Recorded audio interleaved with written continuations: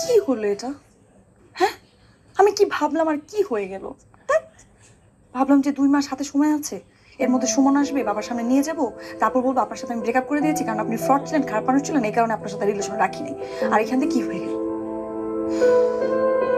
হুম, ঠিকই বলেছেন। আমি আমি খুব খারাপ একটা মানুষ। আমি আমি আসলে অনেক ভুল করেছি। আমার ভুলগুলোর মধ্যে সব থেকে বড় ভুল হচ্ছে আমি আপনার সবগুলো কথা শুনেছি। আপনি যা বলেছেন তাই করেছি। আপনি পালাতে বলেছেন, আমি পালিয়েছি। আমি আমি বিয়ে করতে রাজি হয়েছি। আমি আমি আপনার পরিবারের প্রত্যেকটা মানুষের কাছে মিথ্যা বলেছি শুধুমাত্র আপনার জন্য। আমার পরিবারের মানুষগুলোকে কিন্তু মিথ্যা বলেছি, সেটাও আপনার জন্য। ও, আমার সব থেকে বড় ভুলটা তো আমি এখনো বলিই নাই। আমার সব থেকে বড় ভুল হলো আমি আপনাকে ভালোবাসছি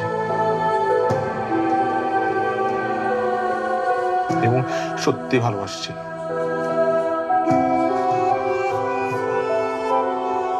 আপনি আপনি আপনি কেমন মানুষ? আপনি তো আমাকে এতটুকু এতটুকু ভালোবাসা কি আমি ডিজার্ভ করি না?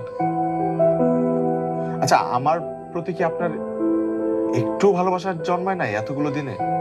এত কিছু করার পরে আপনার জন্য তারপরেও কি একটু আমার প্রতি কিভাবে জন্মাবে? আমি তো খুব খারাপ একটা মানুষ, আমি তো ফ্রড। ছি, কত বোকা আমি। ছি, ছি।